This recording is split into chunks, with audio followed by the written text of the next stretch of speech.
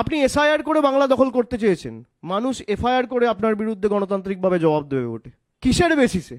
আপনার কাছে যদি জাদুকাঠি থাকে যে আপনি 7 কোটি ডেটা 1 ঘন্টার মধ্যে দেখে আপনি রিলিজ করে দিচ্ছেন যে লজিক্যাল ডিসক্রিপেন্সি রয়েছে, কি জাদুকাঠি রয়েছে আপনার কাছে?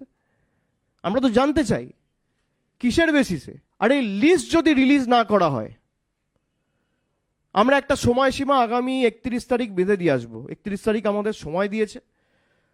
আমরা দিল্লিতে ইলেকশন কমিশনের অফিসে যাব, নির্বাচন সদনে গিয়ে আমাদের যা বলার বলবো। আর যদি এই লিস্ট না রিলিজ করা হয়, ইলেকশন কমিশনের অফিস ঘেরাও হবে। আপনার দায়বদ্ধতা মানুষের প্রতি, বিজেপির প্রতি নয়। I repeat, Gyanesh Kumar is the Election Commissioner of India, not Government of India.